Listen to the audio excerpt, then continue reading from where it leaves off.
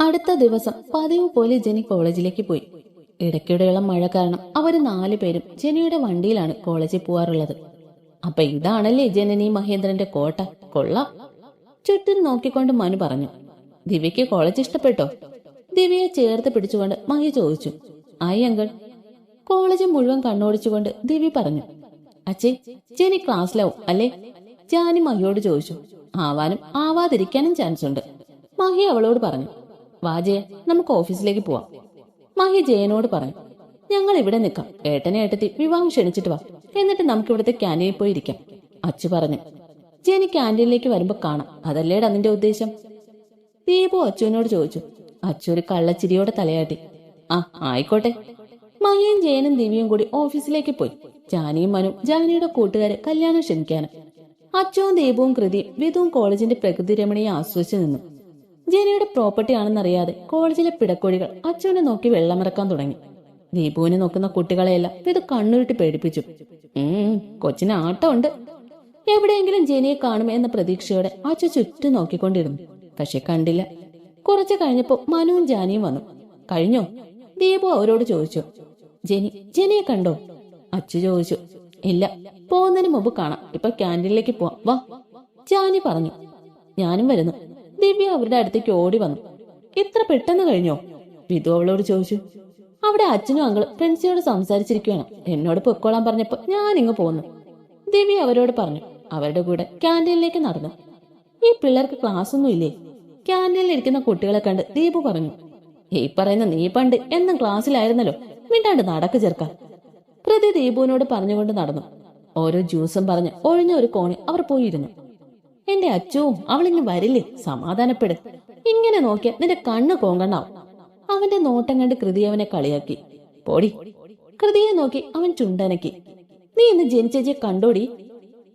അവർ ഇരിക്കുന്നതിന്റെ സൈഡിലെ ടേബിളിലെ കുട്ടി അവളുടെ കൂട്ടുകാരിയോട് ചോദിക്കുന്ന കേട്ടപ്പോ അച്ചുവും മറ്റുള്ളവരും അവരുടെ സംഭാഷണത്തെ കാതോർത്തു. അത് തന്നെ ഒളിഞ്ഞു കേൾക്കാൻ. ആ, ഒരു മിന്നായം പോലെ. ആ കുട്ടിയുടെ മറുപടി കേട്ടപ്പോൾ ആള് കോളേജിൽ തന്നെ ഉണ്ടെന്ന് അവർക്ക് മനസ്സിലായി. നോക്കടി, അതാ ജനിച്ചേച്ചി. ആ കുട്ടി സന്തോഷത്തോടെ അവളുടെ കൂട്ടുകാരിയോട് പറയുന്ന കേട്ടപ്പോ അച്ചുവും മറ്റുള്ളവരും തല ഉയർത്തി മുന്നോട്ട് നോക്കി. അവിടെ കുറച്ചു മുന്നിലുള്ള ടേബിളിലെ കുട്ടികളോട് സംസാരിച്ച് നിൽക്കുവാണ് അവര് 4 പേരും. എന്തൊക്കെയോ പറഞ്ഞ് ചിരിക്കുന്നുണ്ട്. ചുറ്റുള്ളതെന്ന് അവർ ശ്രദ്ധിക്കുന്നില്ല. അവളെ കണ്ട അച്ചുവിന്റെ കണ്ണുകൾ വിടർന്നു. നിറഞ്ഞ ചിരിയോടെ സംസാരിക്കുന്ന അവളെ അവൻ ഇമ വെട്ടാതെ നോക്കിയിരുന്നു. പയ്യെ അവന്റെ ചോര ഊറ്റടാ, ദീപു പതിയെ അച്ചുവിനോട് പറഞ്ഞു. അച്ചു മറുപടി ഒന്നും പറഞ്ഞില്ല. എന്തിനാ വെറുതെ? മത്തായിച്ച, ഞങ്ങളുടെ ചായ അങ്ങോട്ട്. അച്ചുവൊക്കെ ഇരിക്കുന്നതിന്റെ മുന്നിലുള്ള ടേബിൾ കാണിച്ചുകൊണ്ട് പാച്ചു വിളിച്ചു പറഞ്ഞു. അച്ചു ജെനിയെ തന്നെ നോക്കിയിരുന്നു. ആംഗിൾ ലെങ്ത് ബ്ലൂ ജീനും ബ്ലാക്ക് ടീഷർട്ടുമാണ് വേഷം. അതിനു മുകളിൽ ബ്രൗൺ കളർ ലെതർ ജാക്കറ്റും തലയിലൊരു തൊപ്പിയും. അല്ല ഏട്ടത്തി, ഇവൾക്ക് ഇങ്ങനെ ഒരുപാട് ജാക്കറ്റ് ഉണ്ടോ? അച്ചു ജെനിയെ നോക്കി ജാനിയോട് ചോദിച്ചു. ഇല്ല, 2 എണ്ണം, ഈ ബ്രൗണും പിന്നെ ബ്ലാക്കും. ജാനി അവന്റെ സംശയം തീർത്തു കൊടുത്തു. ജെനിയും പാച്ചുവും എബിയും അഞ്ചുവും അവരുടെ തൊട്ടു മുന്നിലെ ടേബിളിൽ വന്നിരുന്നു. പുറകിലിരിക്കുന്ന അച്ചുവിനെയൊന്നും അവര് കണ്ടിരുന്നില്ല.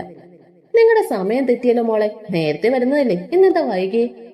അവർക്ക് ചായ കൊടുക്കുന്നതിനിടെ മത്തായിച്ചൻ ചോദിച്ചു. ഒരിടം വരെ പോവാനുണ്ടായിരുന്നു മത്തായിച്ച, അതല്ലേ വൈകിയേ? പാച്ചു മറുപടി പറഞ്ഞു. കഴിക്കാൻ വല്ലതും വേണോ? വേണ്ട, വേണമെങ്കിൽ ഞങ്ങൾ എടുത്തോളാം. കണ്ണിറക്കി ജെനി പറഞ്ഞപ്പോ മത്തായിച്ചൻ ചിരിയോടെ തലയാട്ടിപ്പോയി.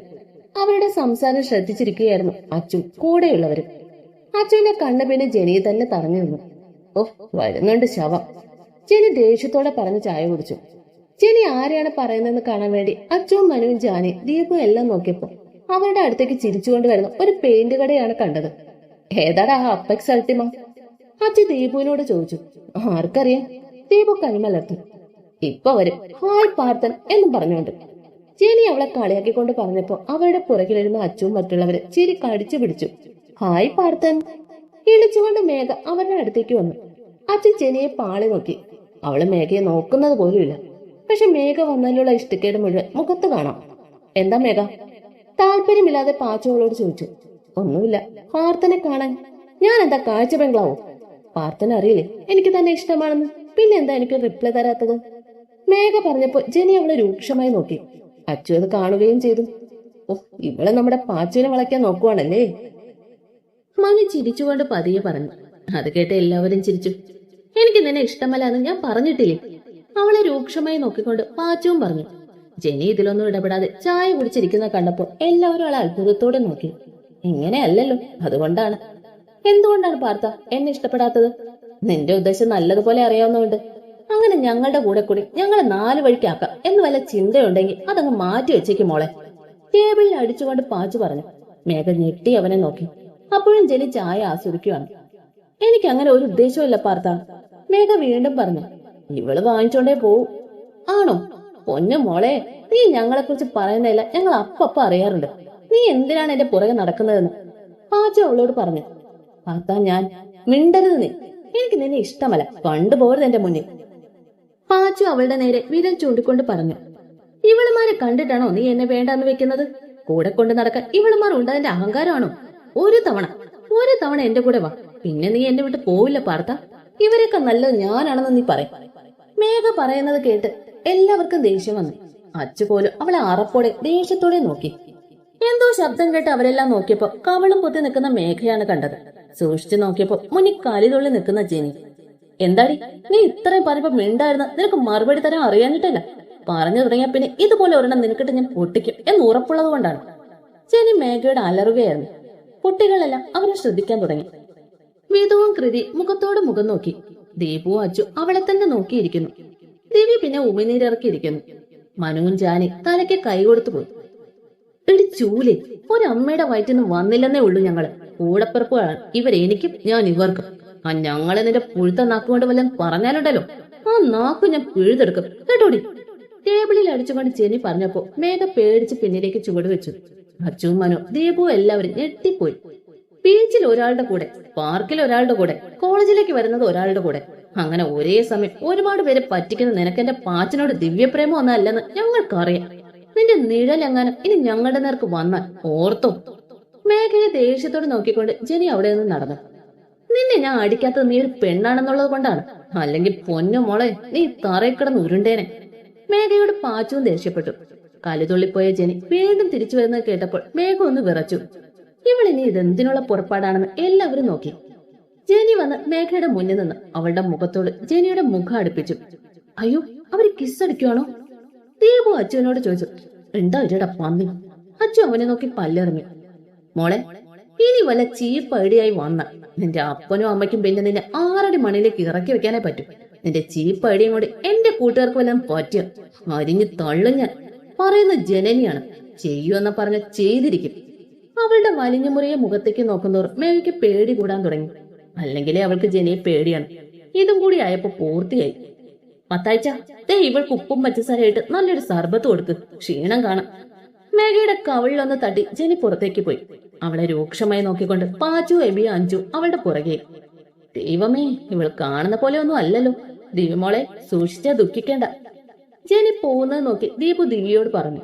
പേടിപ്പിക്കാതെ ദീപു ചേട്ടാ, ചേച്ചിയെപ്പറ്റി പറഞ്ഞപ്പോൾ ഇത്രയ്ക്ക് ഞാൻ പ്രതീക്ഷിച്ചില്ല. ദിവ്യ പറഞ്ഞു. അവളെയൊക്കെ നീ കാണാൻ ഇരിക്കുന്നതേ ഉള്ളൂ. ആ പോവാ അവളുടെ അടുത്തേക്ക്. ജാനി ചിരിച്ചുകൊണ്ട് അവരോട് പറഞ്ഞു. അവരെല്ലാം ജെനിയുടെ അടുത്തേക്ക് പോയി. അച്ചുവും കൂട്ടരെ കാലിൽ നിന്ന് ജെനിയുടെ പിറകെ വെച്ച് പിടിക്കാൻ നോക്കിയപ്പോ ആളെ കാണാനില്ല. ഇവളാര്, മുതുകാടോ ഇത്ര പെട്ടെന്ന് കാണാണ്ടാവൻ? ചുറ്റും നോക്കിക്കൊണ്ട് അച്ചു പറഞ്ഞു. നിനക്ക് ദേഷ്യം വരുന്നുണ്ടല്ലേ? ഇളിച്ചുകൊണ്ട് ദീപു ചോദിച്ചു. പിന്നെ വരില്ലേ? ഒന്ന് നേരെ ചൊവ്വെ കണ്ടതുപോലുമില്ല. അച്ചു പറഞ്ഞു. നിങ്ങൾ വാ, അവൾ ഇവിടെ തന്നെ കാണും. എന്തായാലും നമ്മൾ അവളെ കണ്ടിട്ടേ പോവും. ജാനിയുടെ കൂടെ അവരും ജെനിയെ നോക്കി നടന്നു. അതാ നിന്റെ ജെനി, മുന്നിലേക്ക് ചൂണ്ടി ദീപു അച്ചുവിനോട് പറഞ്ഞു. ദീപു ചൂണ്ടിയ ഭാഗത്തേക്ക് അച്ചു അടക്കം എല്ലാവരും നോക്കി. കോളേജിലെ വാഗമര ചുവട്ടിൽ നിർത്തിയിട്ടിരിക്കുന്ന അവളുടെ വണ്ടിയുടെ ബോണറ്റിൽ കയറി ഇരിപ്പാണ് ആള്. അവളുടെ അടുത്ത് തന്നെ എബിയോ അജു പാച്ചുവും ഉണ്ട്. 4 പേരും കാര്യമായി എന്തോ ചർച്ചയിലാണ്. ജെനി, അവളുടെ അടുത്ത് വന്ന് ജാനി വിളിച്ചു. ജാനിയുടെ ശബ്ദം കേട്ടപ്പോ ജെനി തിരിഞ്ഞു നോക്കി. ജാനിയെ കൂടെ എല്ലാവരെയും കണ്ടപ്പോ അവള് കണ്ണും തള്ളി നോക്കി. നിങ്ങളൊക്കെ എന്താ ഇവിടെ? ബോണറ്റിൽ നിന്ന് ചാടി ഇറങ്ങി അവള് ചോദിച്ചു. ഞങ്ങൾ വെറുതെ കോളേജൊക്കെ കാണാൻ, മനു പറഞ്ഞു. എന്നിട്ട് കണ്ടോ? ക്യാൻറ്റീനിൽ വെച്ച് ഒരു ഫ്രീ ഷോയും കണ്ടു. അച്ചു പറഞ്ഞപ്പോ ജെനി അവരെ ഒന്ന് നോക്കി. നിങ്ങൾ ക്യാൻറ്റീനിലും ഉണ്ടായിരുന്നോ? ജെനി തലയിലെ തൊപ്പി ഊരിക്കൊണ്ട് അവരോട് ചോദിച്ചു. ആ, ഉണ്ടായിരുന്നു. അതുകൊണ്ടാണല്ലോ കോളേജിലെ റൗഡിസം കാണാൻ പറ്റിയത്. ജെനിയെ രൂക്ഷമായി നോക്കിക്കൊണ്ട് മനു പറഞ്ഞു. ജെനി മനുവിനെ നോക്കി നന്നായി ഒന്ന് വിളിച്ചു. എന്നിട്ട് നിങ്ങൾ പോവാണോ? ജെനി വീണ്ടും ചോദിച്ചു. അച്ഛ കൂടി വന്നിട്ടേ പോവും. ജാനി അവളോട് പറഞ്ഞപ്പോ ജെനി സംശയത്തോടെ അവരെ നോക്കി. ദിവ്യ ഇവിടെ ചേർക്കാൻ വന്നതാണ്. കൂട്ടത്തിൽ ഇവർക്കൊക്കെ എന്റെ കോളേജും കാണണമെന്ന് പറഞ്ഞ് കൂടെ വന്നു. അച്ഛയും ജയനെങ്കിലും പ്രിൻസിപ്പൽ റൂമിലുണ്ട്. ജെനിയുടെ നോട്ടം കണ്ടപ്പോ ജാനി പറഞ്ഞു. പ്രിൻസിയുടെ റൂമിൽ മഹി ഉണ്ടെന്ന് പറഞ്ഞപ്പോ അവളൊന്ന് ഞെട്ടി. അവള് മാത്രമല്ല, പാച്ചു, എബി, അഞ്ജു എല്ലാം പരസ്പരം നോക്കി. ജെനി, സെം ഫ്രീ അടയ്ക്കാത്ത കാര്യം പറയുമോ? പാച്ചു പതിയെ ജെനിയോട് ചോദിച്ചു. ജെനി ദയനീയമായി അവനെ നോക്കി. അവളുടെ ഉള്ളിൽ അത് തന്നെയായിരുന്നു. ഇത്രയും നേരം ചിരിച്ചുകൊണ്ട് നിന്നിരുന്ന ജെനിയുടെ മുഖത്ത് പെട്ടെന്നുണ്ടായ ഭാവമാറ്റം അച്ചുവും ശ്രദ്ധിച്ചു. പണിയാവോടാ? ജെനി പതിയെ പാച്ചുവിനോട് ചോദിച്ചു. പണി കിട്ടാതിരിക്കാൻ പ്രാർത്ഥിക്കാം, പാച്ചു അവളോട് പറഞ്ഞു. കുറച്ചു കഴിഞ്ഞപ്പോ അവരുടെ അടുത്തേക്ക് മഹിയും ജയനും വന്നു. ജെനി മഹിയെ സൂക്ഷിച്ചു നോക്കി. പ്രത്യേകിച്ച് കുഴപ്പമൊന്നുമില്ല. ജെനിക്കത് കണ്ടപ്പോ ആശ്വാസം തോന്നി. ജെനിക്ക് മാത്രമല്ല, പാച്ചുവിന്, എബിക്കോ, അഞ്ജുവിന് എല്ലാം ആശ്വാസം തോന്നി. ഒരു റിലാക്സേഷൻ. ആഹാ, നിങ്ങൾ ക്ലാസ്സിൽ കയറാതെ ഇവിടെ കൂടെ കൂടിയോ? ജെനിയുടെ അടുത്ത് വന്ന് മഹി ചോദിച്ചു. ഇന്നൊരു മൂഡിലച്ചേ, നാളെ ക്ലാസ്സിൽ കയറാം. വിളിച്ചുകൊണ്ട് ജെനി പറഞ്ഞപ്പോ മഹി അവളെ രൂക്ഷമായി ഒന്ന് നോക്കി. അപ്പൊ എങ്ങനെ, വീട്ടിലേക്ക് വരുന്നില്ലേ? മഹി അവളോട് വീണ്ടും ചോദിച്ചു. സമയമായില്ല, കുറച്ചുകൂടെ കഴിഞ്ഞു വരാം, ജെനി പറഞ്ഞു. പിന്നെ ദിവ്യമോളെ ഇവിടെ ചേർത്തിട്ടുണ്ട്, അവളെ ശ്രദ്ധിക്കണം കേട്ടല്ലോ. മഹി അവളുടെ നെറുകയെ തലോടിക്കൊണ്ട് പറഞ്ഞു. ജെനി അനുസരണമുള്ള കുട്ടിയെ പോലെ തലയാട്ടുന്ന കണ്ടപ്പോ അച്ഛന് ചിരി വന്നു. കുറച്ചു മുമ്പ് വരെ ക്യാൻറ്റീനിൽ എന്തായിരുന്നു, ഇപ്പൊ എന്തൊരു നിഷ്കു. അപ്പൊ ശരി, ഞങ്ങൾ പോവാണ്, ജെനിയോട് പറഞ്ഞ് അവരെല്ലാം വണ്ടി കയറാൻ പോയി. വണ്ടി കയറുന്നതിന് മുമ്പ് അച്ഛൻ അവളെന്ന് തിരിഞ്ഞു നോക്കി. കണ്ണുകൾ ഉടക്കിയപ്പോ ജെനി അവനെ നോക്കി പുഞ്ചിരിച്ചു. അത് മതിയായിരുന്നു അവന്റെ മനസ്സ് നിറയാൻ. അവനെ സമ്മാനിച്ചു അവൾക്കായി കരുതി വെച്ചിരുന്ന മനോഹരമായ പുഞ്ചിരി. അവർ വണ്ടിയെടുത്ത് ഗേറ്റിന്റെ അടുത്ത് എത്തിയതും കുട്ടികളെല്ലാം ഓടുന്നത് കണ്ടു. എല്ലാവരും കോളേജിലേക്ക് ഓടിപ്പോകുന്ന കണ്ടപ്പോ അവർ വണ്ടി നിർത്തി. എന്തു പറ്റി, എല്ലാവരും ഓടുന്നു? വണ്ടി നിർത്തി ഇറങ്ങി ഓടുന്ന ഒരു കുട്ടിയെ തടഞ്ഞുകൊണ്ട് മഹി ചോദിച്ചു. അവിടെ അടി നടക്കുന്നു, അതാണ്. നിഷ്കു ഭാവമായിട്ട് ആ കുട്ടി പറഞ്ഞപ്പോ മഹി ആ കുട്ടിയെ വിട്ടു. എന്താ മഹി? തിരിച്ച് വണ്ടിക്കാരെ മഹിയോട് ജയൻ ചോദിച്ചു. അടിയാണെന്ന് പറഞ്ഞു. അച്ഛേ, ഇനി ജെനിയെങ്ങാനും? ജാനി സംശയത്തോട് മഹിയോട് ചോദിച്ചപ്പോ മഹി തിരിഞ്ഞ് ജാനിയെ നോക്കി. നമ്മളിപ്പോ പോന്നതല്ലേ ഉള്ളൂ, ഇത്ര പെട്ടെന്ന് അടിയുണ്ടാക്കാൻ സമയമായോ? മനു ചോദിച്ചുകൊണ്ട് പുറകിലേക്ക് തിരിഞ്ഞ് ജെനി നിന്നിടത്തേക്ക് നോക്കി. അച്ഛേ, ജെനി അവിടെ ഇല്ലല്ലോ. അങ്ങോട്ട് നോക്കി തന്നെ മനു പറഞ്ഞപ്പോ മഹി വണ്ടിയിൽ നിന്ന് ഇറങ്ങി ഒറ്റ ഓട്ടോ ആയിരുന്നു. ഈ ഓട്ടോ ഒളിമ്പിക്സ് ഓടിയിരുന്നെങ്കിൽ മെഡൽ അടിക്കാം. മഹി പോകുന്നത് കണ്ട് ബാക്കിയുള്ളവരും വണ്ടിയിൽ നിന്ന് ഇറങ്ങി മഹിയുടെ പുറകെ ഓടി. കാണുന്നവർക്ക് അതൊരു കൂട്ടം മാരത്തോണായി തോന്നാം. നേതൃത്വം വഹിക്കുന്നത് മഹിയും. അവരുടെ ഓട്ടം ചെന്ന് അവസാനിച്ചത് കോളേജ് ഗ്രൗണ്ടിലാണ്. കുട്ടികളെല്ലാം കൂടി നിൽക്കുന്നുണ്ട്. മഹി കുട്ടികളെല്ലാം വകഞ്ഞു മാറ്റി മുന്നിലേക്ക് നടന്നു. പുറകെ നുഴഞ്ഞു കയറി ബാക്കിയുള്ളവരും. അവിടെയുള്ള കാഴ്ച കണ്ട് മഹിയുടെ കണ്ണു കുറുക്കി. ദീപവും മനുവും അച്ഛനും വായും തുറന്നു നിന്നു. ദേവി പിന്നെ പറയണ്ടല്ലോ. കോളേജിൽ ചേരണ്ടായിരുന്നു എന്ന് തോന്നിയെങ്കിലും ലേഡി റൗഡിയുടെ ഫാനായി. ജാനി മനുവിന്റെ കയ്യിൽ മുറുക്കി പിടിച്ചു. ജയന്റെ ഒരു കൈ താങ്ങി നിന്നോളം മഹിയുടെ ചുമലിയുമാണ്. വിധവും കൃതിയും പിന്നെ ഉണ്ടക്കണ്ണ് തുറപ്പിച്ചു നിൽക്കുന്നു. നിങ്ങൾക്ക് മനസ്സിലായില്ലേ? അതേ തന്നെ, ലേഡി റൗഡി ഒരുത്തനിട്ട് ഒരു മയമില്ലാത്ത അടി. അവളുടെ കൂടെ തന്നെ പാച്ചു, എബി കട്ടയ്ക്ക് വേറെ രണ്ടാളെ പെരുമാറുന്നുണ്ട്. അഞ്ജുവിന്റെ തോളിൽ കിടന്ന് ഒരു പെൺകുട്ടി കരയുന്നുണ്ട്. അച്ഛൻ തുറന്നു പിടിച്ചവ അടച്ച് ചുറ്റും നോക്കി. കുട്ടികളെല്ലാം സീൻ പിടിക്കുവാണ്. പൊന്ന മോനെ, നിനക്ക് വീട്ടിൽ അമ്മയും പെങ്ങളും ഇല്ലേടാ? ജെനിയുടെ തെറിവിളി കേട്ടപ്പോ വിധവും കൃതിയും മുഖത്തോട് മുഖം നോക്കി. ദിവി ചെവി രണ്ടും പൊത്തിപ്പിടിച്ചു. ജാനി കണ്ണുകൾ ഇറക്കി അടച്ചു. അച്ഛനും ദീപവും വായിൽ നിന്നും മൂക്കിൽ നിന്നും പുക പോയി നിൽക്കുന്നു. നിന്റെ തെണ്ടിത്തരം പെൺകുട്ടികളെ മേലേക്ക് എടുക്കുന്നു. ജെനി അവനെ നിർത്താതെ അടിക്കുകയാണ്. അവന്റെ വയറ്റിലിട്ട് പഞ്ച് ചെയ്തു. കോലിപ്പോയി അവനെ കോളറി പിടിച്ച് അഞ്ജുവിന്റെ അടുത്തേക്കുന്ന കുട്ടിയുടെ അടുത്തേക്ക് കൊണ്ടുവന്നു. കൊടുക്ക്, നിന്നെ കയറി പിടിച്ച് ഇവനിട്ടൊന്ന് കൊടുക്ക്, കരഞ്ഞുകൊണ്ടിരുന്ന കുട്ടിയോട് ജെനി പറഞ്ഞു. ആ കുട്ടി ഒന്നും ചെയ്യാതെ കരഞ്ഞുകൊണ്ട് ജെനിയെ തന്നെ നോക്കി. കൊടുക്കാൻ! ദേഷ്യത്തോടെയുള്ള ജെനിയുടെ ശബ്ദം അവിടെ ഉയർന്നപ്പോ ആ കുട്ടിയുടെ കൈകൾ അവന്റെ കവളി പതിഞ്ഞു. എടുക്കടാ നിന്റെ ഫോൺ, അവന്റെ മുന്നിലേക്ക് കൈനീട്ടി ജെനി പറഞ്ഞു. അപ്പോഴും അവന്റെ കോളറിലുള്ള അവളുടെ പിടി വിട്ടിരുന്നില്ല. ഇനി ആടി വാങ്ങാനുള്ള കാര്യത്തില്ലാത്തത് കൊണ്ടാവാം അവൻ പെട്ടെന്ന് ഫോൺ എടുത്ത് അവളുടെ കയ്യിലേക്ക് കൊടുത്തു. ലോക്ക് മാറ്റി. അവൻ ഫിംഗർ പ്രിന്റ് വെച്ച് ലോക്ക് മാറ്റി ഫോൺ അവളുടെ കയ്യിൽ തന്നെ കൊടുത്തു. ജെനി കാലറി എടുത്ത് അതിൽ നിന്നും കുറച്ച് ഫോട്ടോസും വീഡിയോസും ഡിലീറ്റ് ചെയ്തു. ശേഷം അവന്റെ ഫോണിൽ നിന്നും മെമ്മറി കാർഡ് എടുത്ത് അവനെ നോക്കി.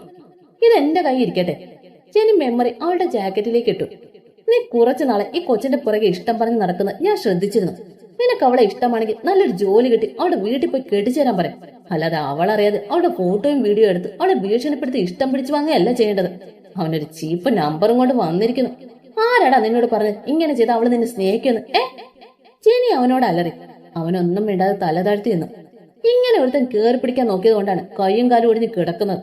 നിന്നെ അതുപോലെ കിടത്താൻ എനിക്ക് അറിയാഞ്ഞിട്ടല്ല, ചെയ്യിപ്പിക്കരുത് എന്നെ കൊണ്ട്. ഒരു കാര്യം മനസ്സിലാക്കുക, ഒരിക്കലും ആരുടെ സ്നേഹം പിടിച്ചു വാങ്ങരുത്. അങ്ങനെ പിടിച്ചു വാങ്ങുന്ന സ്നേഹത്തിന് ആയുസ് കുറവാകും. പിന്നെ നീ ഇങ്ങനെ ചെയ്തുകൊണ്ട് ഇവൾക്ക് നിന്നോട് ഇഷ്ടമല്ല തോന്നും, പേടിയാകും, ഒപ്പം ദേഷ്യവും. അവളുടെ ഫോട്ടോ വെച്ച് നീ അവളെ തുടരെ ഭീഷണിപ്പെടുത്തിയ അവൾ ആത്മഹത്യ ചെയ്യില്ല എന്ന് എന്താണ് ഉറപ്പ്? ഒരിക്കലും മറ്റുള്ളവരുടെ ജീവിതം വെച്ച് കളിക്കരുത്. ആരുടെ സ്നേഹത്തിന് വാശി പിടിക്കരുത്, കേട്ടല്ലോ? ജെനി അലറുകയായിരുന്നു. ജെനിയുടെ ഇങ്ങനെ ഒരു ഭാവം ആദ്യമായി കണ്ട അവരെല്ലാം അത്ഭുതത്തോടെയും അതിലുപരി ആരാധനയോടെയും അവളെ നോക്കി നിന്നു. ജെനി പറഞ്ഞതിൽ നിന്നും ചില കാര്യങ്ങൾ വിധുവിന്റെ മനസ്സിൽ സ്ഥാനം പിടിച്ചിരുന്നു. അച്ചു അവന്റെ പെണ്ണിനെ പ്രണയത്തോടെ ബഹുമാനത്തോടെ നോക്കി നിന്നു.